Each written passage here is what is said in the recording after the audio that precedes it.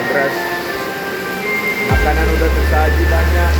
Sayang kalau nggak pada datang.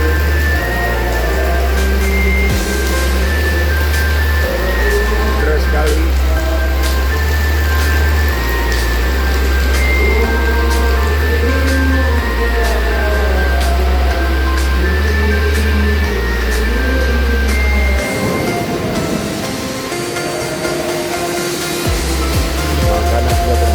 Banyak hujan semakin deras. Udah masuk Pak. Assalamualaikum. Dalam Pak.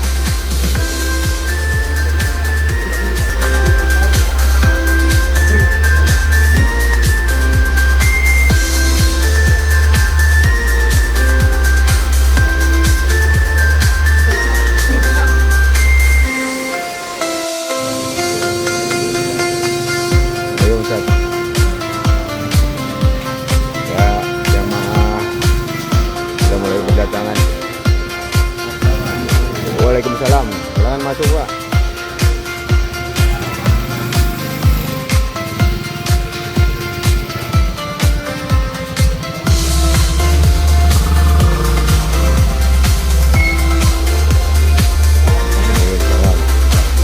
Salam Pak. Silakan masuk Pak.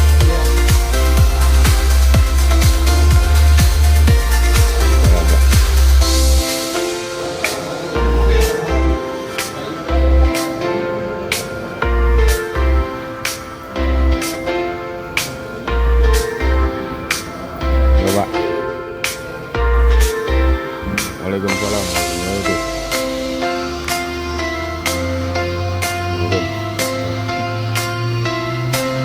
Selamat Pak. Waalaikumsalam.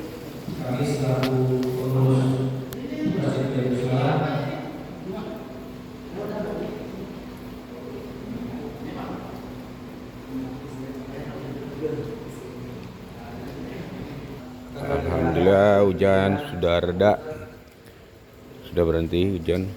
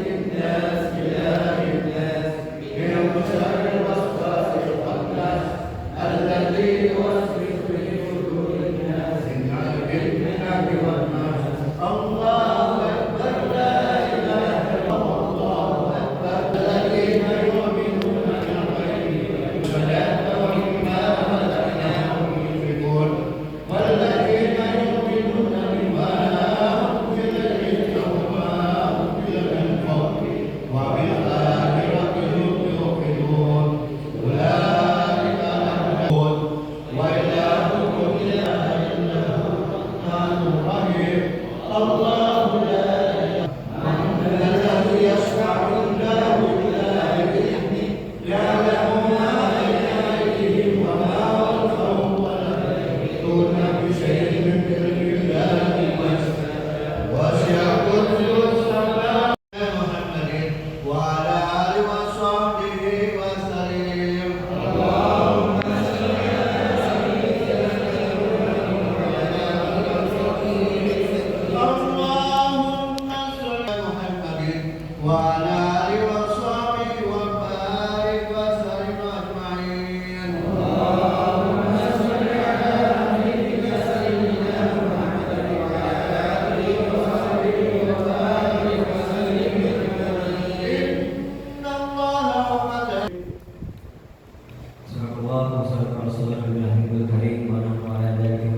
yang insya Allah akan disampaikan oleh guru kita kepada Mukarram Ustaz Komarudin SPDI. Kami persilakan dengan segala hormat. Shallu ala Muhammad.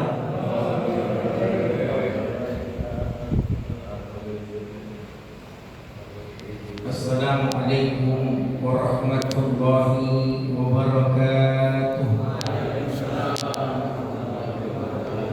Alhamdulillahi rabbil ghafur al-afwir raufir syakur alladzi waffaqa man syaa'a min ibadihi li tahsilil makasib wal ujur wa ja'ala syughlahum li tahqiqil iman wal amal salih yarjuna tamut. Asyhadu an la ilaha illallah wahdahu la syarika lah alladzi biyadihi masariful umur wa asyhadu anna Muhammadan abduhu wa rasuluhu afdalu aminin wa ajallu ma'mur.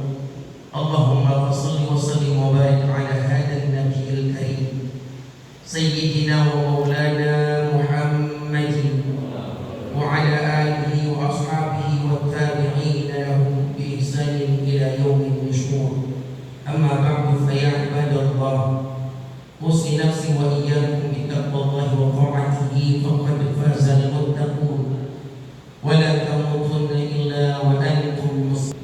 Kama qala ta'ala fil Qur'anil Karim, muslimun sadaqallah wa sadaqa rasuluhu an-nabiyyul habibul karim wa nahnu ala dhalika min asy-syahidin wa syakirin. Amin ya rabbal alamin.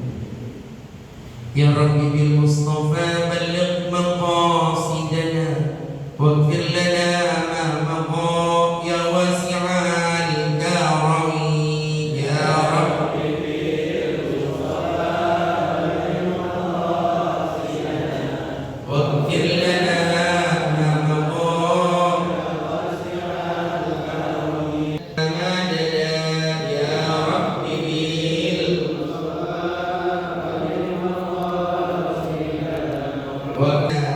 فالنفس تعجز عن إصلاح ما فسد. يا رب بالمصطفى واغفر لنا ما مضى. أنت العليم وقد وجهت يا أملي إلى رجائك وجها سائلا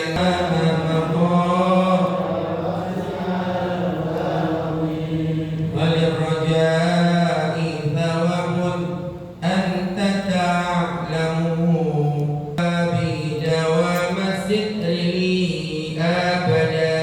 يا رب بالمصطفى واغفر لنا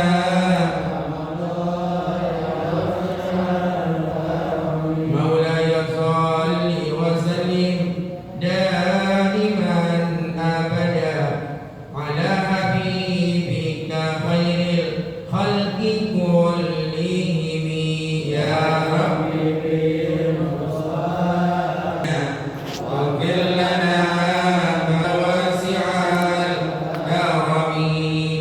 الفاتحة بنية القبول والتمام كل سر والمكرم العارفين ويفقهنا في الدين ويرزقنا كمال الإخلاص واليقين وعلى آله وسلم الصالحين وإلى روح مشايخنا ومعلمين في الدين وإلى روح شؤون مؤلف هذا الكتاب المبارك وإلى حضرة النبي محمد صلى الله عليه وسلم. شيء لله له الفاتحة.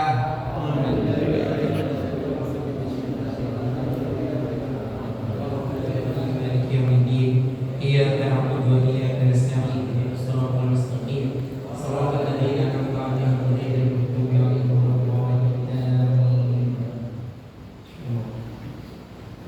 Jemaah al-mukhlisin rahimani wa rahimakumullah.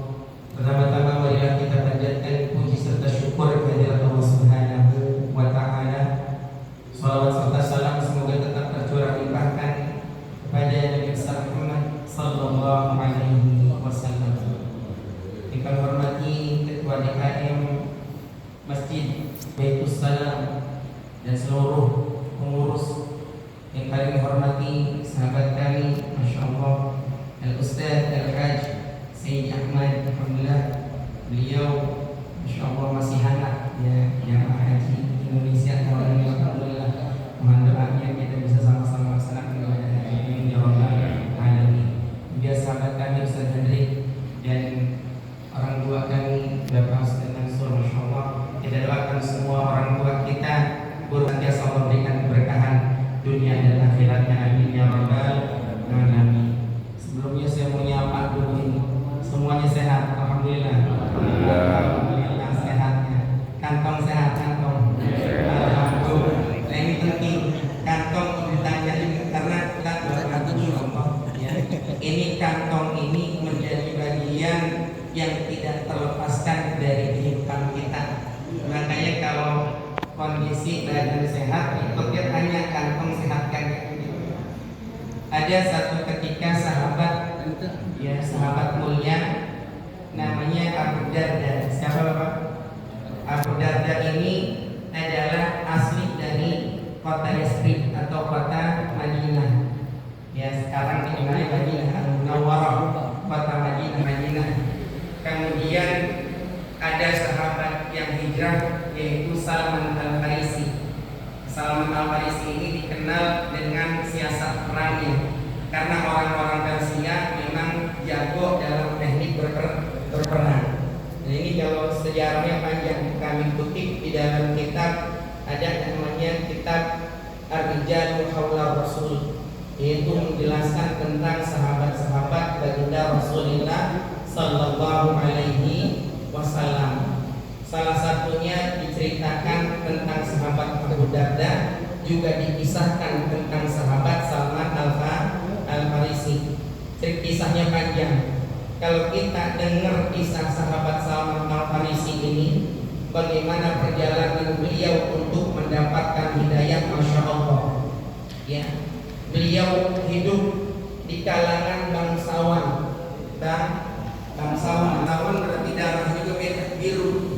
Darahnya biru, makanya hati-hati kalau dia sakit susah nyari kontaknya, darahnya biru. Tapi kemudian mendengar bahwa ada seorang nabi yang kemudian datang ke Madinah, maka ini sahabat Salman Al-Farisi datang nyariin tuh mana baginda sallallahu alaihi wasallam. Ini perjalanannya.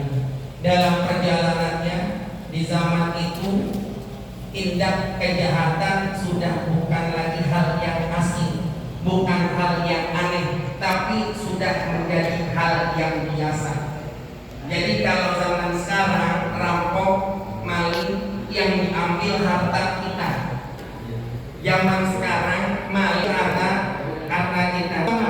Kalau di jalan wali yang pertama dia minta adalah harta kita, baru kalau kita nggak kasih ada tindakan fisik yang lainnya. Tapi kalau harta kita kasihin beres.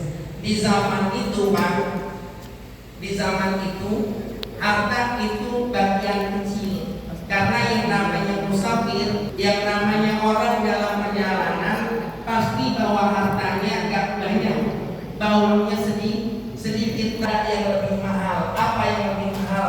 Jiwanya, dirinya. Maka siapapun yang sudah ketemu dengan kawanan perampok, bukan hanya hartanya yang diambil, tapi orangnya dijual. Nah ini Masya Allah, kejadian ini dialami oleh sahabat mulia Salman Al-Farisi. Dari seorang bangsawan turun menjadi budak belian hanya karena ingin mendapatkan hidayah. Makanya kalau kita nih sudah Allah kasih hidayah Islam, tapi tidak kita pertahankan Islam kita, bagaimana mempertahankannya? Ini ada sebuah nasihat di dalam kitab tafsir Ibnu Katsir. Apa kata beliau? Beliau menyebutkan fa innahu man asya ala syai'in mata alaih, bahwa dia menyeru Allah memerintahkan kepada kita hafizu ala islami hala sihhatikum wa salamatikum. Al-Hafidz Ibnu Katsir pernah berwasiat. Apa kata beliau? Hafizu ala islam, jagalah oleh kalian Islam kalian. Dengan apa? Dengan ibadah. Kapan menjaganya? Hala sihhatikum, ketika kalian masih sehat. Kita mau selamanya sehat aja kalau nanti ada sakitnya. Pengennya masih sehat terus Pak ya. Pengennya sehat terus supaya bisa ibadah. Tapi yang namanya sakit sehat Allah yang kasih. Rasul pun sudah kasih ultimatum, peringatan, gunakan iktanim khamsan qabla khamsin sihhataka qabla saqami. Gunakan sehat kita sebelum datang waktu sakit kita. Karena sehat ini enggak selamanya kita sehat, bakalan diuji dengan sakit. Maka kata Al-Hafidz Ibnu Katsir, selagi sehat manfaatkan sehat kita. Maka kalau kita ini sudah dikasih sehat, sudah dikasih hidayah oleh Allah, Masya Allah, kemudian kita tidak manfaatkan itu, malu kita dengan sahabat mulia Salman Al-Farisi. Datang dari kota Persia anak seorang bangsawan untuk bertemu Rasulullah, mendapatkan ujian yang luar biasa dari seorang bangsawan jadi budak belian. Belian Pak, tidak ada nilainya dalam kehidupan, lebih hina dari binatang. Katakanlah kuda, apalagi kudanya kuda untuk balap, kuda untuk tunggangan, dijaga sama majikannya, dikasih makanan yang paling bagus, dikasih, kalau bahasa kita gizinya diperhatikan. Tapi kalau budak masih untung ada makanan sisa, dia makan makanan sisa tuh budak. Nah ini pernah dilakukan, pernah dialami oleh sahabat Salman Al-Farisi, hanya kepengen mendapatkan hidayah. Kalau kita baca dalam kitab Rijalul Maula Rasul, banyak kisah tentang sahabat Salman Al-Farisi, tapi tidak di sini karena waktunya terbatas. Kemudian kedua, sahabat Abu Darda, karena kita tadi cerita tentang kantong penting Pak ya. Kantong juga ini urusan kantong jadi panjang. Kita ngurusin kantong bawa-bawa sahabat, gara-gara ngurusin kantong doang. Makanya penting kantong, jangan bilang kantong kagak penting. Ya, ini saya bawa sahabat untuk sebagai apa? Sebagai hujah ya, argumen bahwa kantong itu penting. Ada lagi sahabat Abu Darda.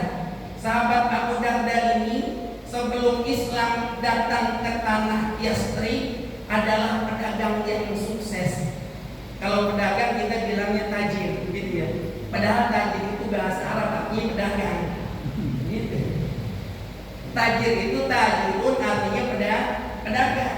Memang artinya pedagang, cuma kita mau pedagang tajir enggak jelas. Dagang apapun namanya tajir. Mau dagang apa? Tajir.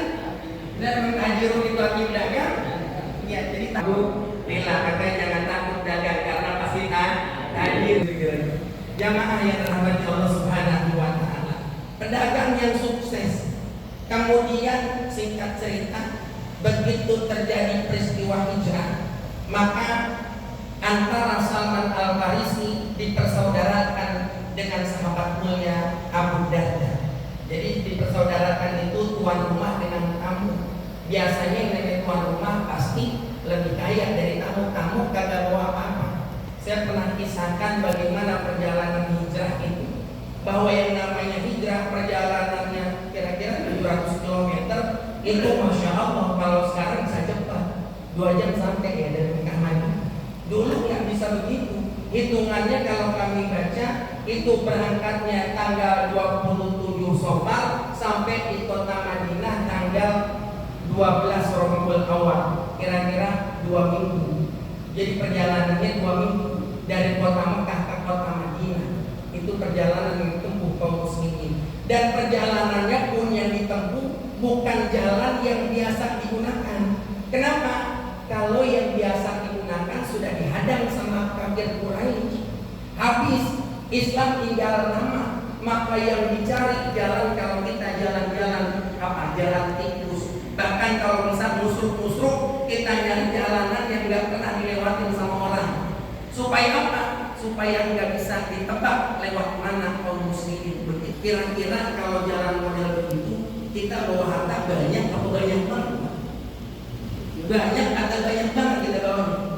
Hampir yang kita bawa hanya yang nempel di badan kita. Akhirnya begitu pengorbanan. Dia tinggalkan hartanya di kota Mekah. Bahkan kalau kita lihat mereka di Mekah nggak semuanya orang susah.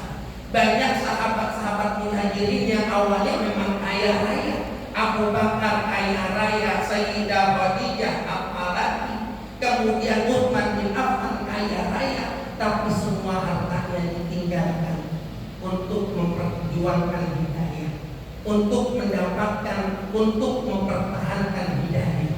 Maka begitu sampai di kota Madinah oleh Rasulullah di Salman Al-Farisi, karena akhirnya dia saya ceritanya apa kalau saya banyakin bisa sampai pagi, cuma nggak bakal kuat jamaah saya nanti, nggak bakal kuat. Nah, saya juga sama. Jadi rumah dikit aja. Singkat cerita tadi Salman Al-Farisi sampai ke kota Mekah, sampai ke kota Mekah kemudian dijelaskan oleh Rasulullah SAW tidak lagi menjadi.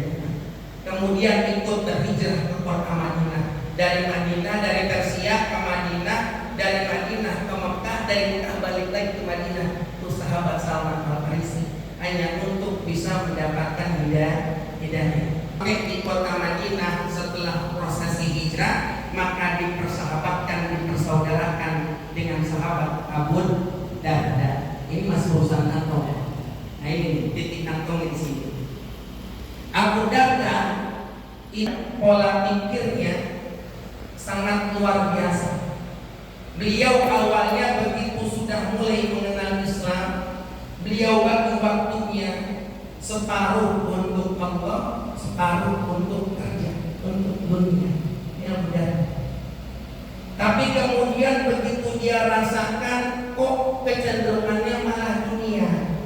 Sholatnya ketinggalan, bahasa kita begitu. Tapi saya yakin di sini tidak ada. Alhamdulillah, sholat tidak ada yang ketinggalan. Alhamdulillah, saya dengar ada semuanya sudah di masjid. Ada di masjid. Ada di masjid. Alhamdulillah, orang sini punya luar biasa. Ada di masjid. Salat itu ada di masjid.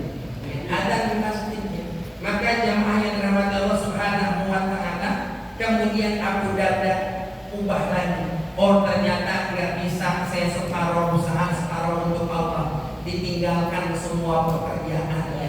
Dia habiskan waktunya malam untuk salat yang mulai ibadah kepada Allah. Siang harinya dia berpuasa. Tiba-tiba komplain istrinya. Istrinya komplain, "Bang, abang begini-gini amat. Kalau abang begini terus nanti kita keluarga gimana? Anak-anak butuh bapak. Saya istri butuh abang. Kalau abang siang puasa, malamnya mulai, siapa yang nyolek saya, bang?" Kira-kira begitu. Pengen dijolek juga istri. Kemudian kagak digubris karena memang pengen dekat sama Allah. Itu sahabat Abu Darda. Kemudian banyak sahabat yang ngasih nasihat kepada sahabat Abu Darda. "Wahai Abu Darda, begini nasihat. Engkau kan tahu kata Rasul bahwa jalan paling mudah untuk mendekat kepada Allah adalah dengan harta. Kita perkaya diri, kita perbanyak harta, kemudian harta itu kita gunakan untuk dakwah di jalan Allah. Kita punya harta seberapapun banyaknya harta, kita jadikan harta kita sebagai nanti bekal kita menghadap Allah." Dikasih nasihat lagi sama sahabatnya. Apa jawab Abu Darda? Abu Darda jawab begini gampang. "Memang benar wahai sahabatku, tapi yang namanya harta itu ibarat kalau kita sedang berjalan, jalan bawa gendongan. Tahu gendongan Pak? Kita ada yang bawa, kita bawa. Nah kalau juga siapa? Gendongan. Gendongan apa? Kita mulan bahasa Mesir itu kadang ngerti gak Bang? Kalau kita bawa barang gitu, kayak belakang koper ya, bawa koper tapi kopernya dipanggul, begitu kira-kira. Harta itu ibarat koper yang kita panggul, dan perjalanan dunia itu ibarat pedang yang sangat tipis. Kata dia, kata Abu Darda, kalau saya sambil manggul nih koper, jalannya sangat tipis, kira-kira tergelincir apa kagak? Begitu kata Abu Darda, ya tergelincir. Jangankan bawa harta kagak bawa aja kita bisa tergelincir, apalagi bawa koper kagak bakal sanggup, kata Abu Darda. Kemudian mental tuh sahabat yang nasihatin, baru kemudian yang nasihatin datang Salman Al-Farisi. Karena Salman Al-Farisi ini sudah dipersaudarakan. Kalau sudah saudara berarti kayak adik abang, kira-kira begitu. Kalau bahasa kita, kalau sama adik abang kan kalau misalnya butuh apa gampang, ngasih tahunya juga gampang. Kemudian istrinya datang ke sahabat Salman Al-Farisi, wahai sahabat Rasulullah, ini saya mengadukan kepada engkau perihal suami saya. Sekarang suami saya siang kerjaannya puasa, malam kerjaannya ibadah, nggak ada waktu buat anak dan istrinya. Kemudian datang Salman Al-Farisi, nasihat beliau sederhana, wahai sahabatku Abu Darda, ketahuilah bahwa tubuhmu memiliki hak atas dirimu, anakmu memiliki hak atas dirimu, istrimu pun memiliki hak atas dirimu, dan Allah memiliki hak atas dirimu. Maka hiduplah dengan seimbang. Jadi kantong penting gak? Kantong penting kata Salman Al-Farisi. Tapi kemudian jangan gara-gara kantong kita melupain Allah. Gara-gara kantong kemudian kita lupain Allah. Jamaah yang dirahmati Allah Subhanahu wa Ta'ala, pada kesempatan yang berbahagia ini, waktu tidak lama karena biasanya jam 9 harus rapat harus selesai. Ini udah paling lama karena katanya besoknya mau semua ke jalan. Jadi saya lihat lama subuh tapi kesiangan karena di sini biasanya jam 4 udah berbangun semua. Masih udah ramai. Alhamdulillah. Nah ini pada kesempatan kali ini kami ingin memberikan tausiah, wasiat, nasihat untuk diri kami pribadi, juga untuk jamaah sekalian dalam kitab Bidayatul Hidayah buah karya Al-Imam Al-Ghazali. Kami kutip beliau menyebutkan sebuah pesan yang indah. Kata beliau ini, An-nasu thalatha. Kata beliau, An-nasu thalatha. Manusia itu ada 3 golongan. Ini kita ambil nasihatnya saja. An-nasu thalatha. Manusia itu ada 3 golongan di dalam kehidupan ini. Yang pertama kata beliau, mataluhu kamathalil idza. Ada manusia yang beliau umpamakan makanan dan minuman. Makan dan minum. Kira-kira kalau makan dan minum semua manusia butuh gak? Butuh gak? Jangankan manusia, makhluk yang lain pun butuh makan dan minum. Maksudnya apa? Al-Imam Al-Ghazali ingin memberikan nasihat kepada kita dalam hidup ini. Kalau bisa jadilah kita seperti Al-Ghazali. Hidup kita penuh manfaat. Orang butuh kepada kita. Di mana ada kita, orang akan bahagia. Di mana ada kita, urusan menjadi mudah. Orang akan mencari kita, membutuhkan kita, senantiasa bukan bergantung, tapi keberadaan kita dinanti-nantikan, kehadiran kita dirindukan, kedatangan kita menjadi obat. Maka kata Al-Imam Al-Ghazali, manusia yang dia dalam hidupnya bermanfaat buat alam semesta, dia bermanfaat buat dirinya sendiri, ibadahnya dia jaga, tapi dia pun menjadi orang lain. Dan untuk menjadi manfaat buat orang lain, lagi-lagi satu, tidak cukup kita hanya dengan bekal diri kita, kita pun harus punya kantong yang sehat. Karena lagi-lagi bukan kami mengajarkan materialis, bukan, tapi agama ini akan semakin tegak ketika aduniyahnya support dakwah Islam. Kalau aduniyahnya tidak peduli dengan Islam, maka Islam akan tertinggal dari musuh-musuh Islam. Maka penting buat kita bagaimana kita memperkuat diri kita dengan finansial, dengan ekonomi. Kaum muslimin harus kuat secara finansial, harus kuat secara keuangan. Supaya apa? Supaya bisa menjadi manfaat. Tapi gimana kalau saya memang ditakdirin usaha mudah, tapi memang rezeki yang Allah kasih cuma segitu, maka kita bisa memberi manfaat dengan apa yang kita miliki. Yang punya ilmu, ya kalau saya kan harta alhamdulillah berkah. Tapi kalau ilmu mah paling enggak ada. Kalau enggak bisa berbagi dengan harta, maka kita punya ilmu, berbagi ilmu. Kalau kita harta enggak punya, ilmu enggak punya, tapi kita punya tenaga, maka pastikan tenaga kita jadi manfaat buat umat. Setiap kita bisa menjadi hamba Allah terbaik. Setiap kita bisa menjadi al-bidah yang memberi manfaat untuk umat dengan segala potensi yang kita miliki. Makanya kita diminta oleh Allah Subhanahu wa taala mendekat kepada Allah dengan segala potensi yang kita miliki. Yang memiliki potensi harta, jadikan harta kita untuk jalan terbaik kita menuju Allah. Yang memiliki ilmu, jadikan ilmu kita sebagai fasilitas terbaik kita untuk mendekat kepada Allah. Yang memiliki tenaga, jadikan tenaga kita pun untuk menjadi jalan kita dekat dengan Allah. Semua orang, semua kita bisa menjadi sumber manfaat buat yang lain. Insya Allah. Jadi kalau bisa kita jadi al-gidah yang butuhin banyak orang, yang dibutuhin banyak orang. Artinya kita nggak pandang siapa, ketika kita ingin membantu kita bantu.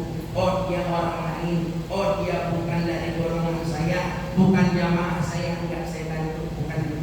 Kita bantu kepada siapapun, al-gidah dibutuhkan oleh banyak orang, bermanfaat untuk orang banyak. Yang kedua, mataluhu kamatal dawa. Ada orang yang diibaratkan manusia yang diumpamakan seperti obat. Pertanyaannya, apakah semua orang butuh obat? Butuh obat? Butuh obat, tapi semua orang butuh obat kan? Kagak semua orang butuh obat. Yang butuh obat biasanya lagi sakit. Ada yang butuh sebagian, yang sebagiannya kagak butuh. Kenapa? Karena biasanya mereka yang seperti ini hidupnya hanya sibuk dalam komunitasnya saja, hanya sibuk dalam ruang lingkupnya saja, tidak melihat ke sekitarnya. Islam tidak mengajarkan kita untuk hidup secara khusus, tapi kita harus bergaul, bermasyarakat. Bahkan kita bersaudara ini tidak dibatasi oleh kewilayahan, kita tidak dibatasi oleh rentang waktu, karena sesama kaum muslimin dimanapun bersaudara. Maka tidak ada lagi di antara kita yang menjadi ad-dawah, menjadi obat yang dibutuhkan hanya oleh satu kalangan, tapi kalangan lain tidak membutuhkan kita. Yang bermanfaat hanya untuk kalangan tertentu, yang lain kita tidak kenal. Islam mengajarkan kita satu sama lain harus saling mengenal. Ini adalah yang disebut dengan ukhuwah Islamiyah. Ini yang harus kita jaga.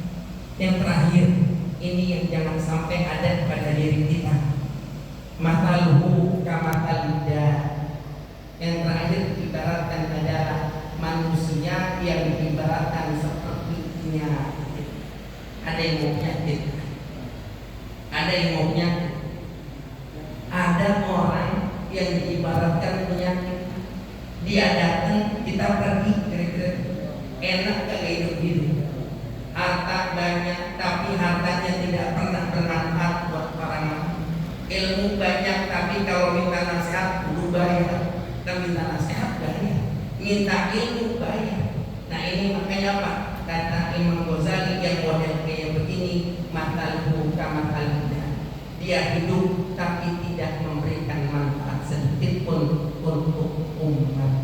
Maka kata Al-Imam Al-Ghazali, jadilah kita seperti al-bidah yang hidup kita, apapun kita, tapi kita bisa menjadi manfaat buat sesama kita, bisa menjadi manfaat buat umat. Jamaah yang dirahmati Allah Subhanahu wa taala, dan bermohon kepada Allah Subhanahu wa taala bahwa apa yang tadi menjadi nasihat dari Al-Imam Al-Ghazali dapat kita amalkan dalam kehidupan kita. Sekali lagi, satu, Rasulullah sallallahu alaihi wasallam menyebutkan khairun nas anfa'uhum linnas. Kata baginda Rasulullah sallallahu alaihi wasallam, sebaik-baiknya manusia adalah mereka yang menjadi manfaat buat manusia yang lain. Maka masya Allah kita bersyukur. Biasanya mohon maaf kalau sudah di komplek perumahan itu nggak gabung sama masyarakat. Tapi alhamdulillah sering datang didoakan semuanya penghuninya berkah, sehat semuanya, karena masih mau bergabung dengan kita yang di luar. Insya Allah. Biasanya kalau udah ini sampai udah capek, udah nggak mau gabung sama masyarakat yang ada, banyaknya begitu. Karena rata-rata hidupnya sudah lelah, tapi memang sudah waktunya istirahat. Tapi masya Allah, ini kita masih diperkenankan untuk bisa gabung di sepinggan dan bisa ikuti kajian, gabung dengan kita Al-Malaysia, masya Allah. Maka ini kita bermohon kepada Allah Taala, bagian dari al-bidah, sama-sama kita membarakkan manfaat, sama-sama kita memberi manfaat, sama-sama saling kita satu dengan yang lain mempererat ukhuwah, sebagaimana Rasulullah sallallahu alaihi wasallam mempersaudarakan antara muhajirin dan ansar. Karena kita sejatinya adalah dimanapun kita, kapanpun kita, selama kalimat tauhid kita sama, la ilaha illallah Muhammadur Rasulullah, maka kita adalah bersaudara. Amin ya rabbal alamin. Jamaah yang dirahmati Allah Subhanahu wa taala, mari sama-sama ya kita bermohon kepada Allah. Kami ada satu doa, yang doa ini kami diajarkan oleh guru kami. Sama-sama kita bermohon kepada Allah Subhanahu wa taala, ikuti doa ini, dan insyaallah doa ini doa yang kami dapatkan dari guru kami dan sanadnya sampai kepada baginda Rasulullah sallallahu alaihi wasallam. Bismillahirrahmanirrahim. Bismillahirrahmanirrahim. Allahumma ya Isa kulli wahid wa ya sahiba kulli marid wa ya qariban ghairu ba'id wa ya shahidan ghairu ghaib wa ya ghaiban ghairu maghdub ya hayy ya qayyum ya dzal jalali wal ikram. Allahumma inna nas'aluka bismika bismillahirrahmanirrahim al-hayyul qayyum alladhi la ta'khudhuhu sinatun wa la nawm, wa nas'aluka bismika bismillahirrahmanirrahim al-hayyul qayyum alladhi anat lahul wujuh wa khashat lahul aswat wa wajilat min khashyatihil qulub an tusalliya wa tusallima ala sayyidina wa maulana Muhammadin wa ala ali sayyidina Muhammadin wa an taqdiya lana hajatina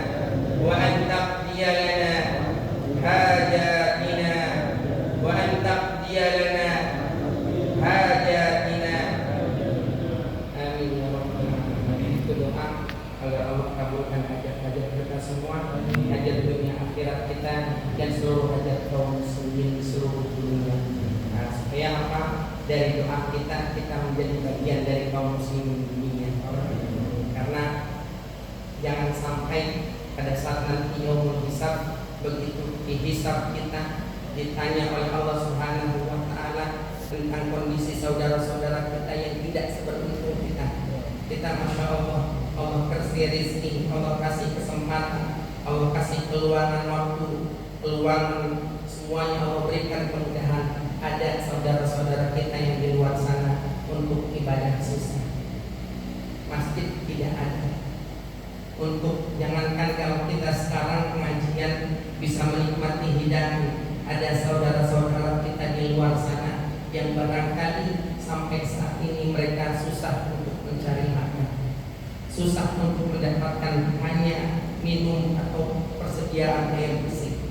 Maka kita bermohon kepada Allah, seandainya kita belum bisa membantu dengan harta kita, doa yang tadi kita bacakan menjadi sebagai pembebas kita dari tuntutan Allah Subhanahu wa taala, dan kita dicatat sebagai mukmin yang bersaudara. Al-Fatihah. Bismillahirrahmanirrahim. Alhamdulillahirabbil alamin arrahmanir rahim maliki yaumiddin. Iyyaka na'budu wa iyyaka nasta'in. Ihdinas shiratal mustaqim. Shiratal ladzina an'amta 'alaihim ghairil maghdubi 'alaihim waladdallin. Assalamualaikum warahmatullahi wabarakatuh.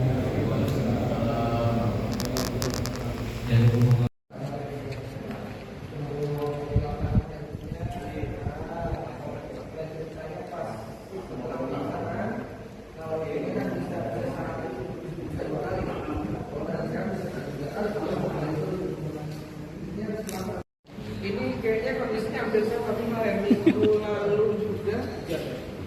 Berbarengan dengan banyak ada beberapa titik yang meninggal. Ini pakai sedat baru santai. Baru selesai pemakaman. Pakai tadi ke sana dulu bentar gitu kan ya. Ke sana di grup. Iya. Yang ini kan di grup tadi ya. Mantap. Bukan. Pengajian.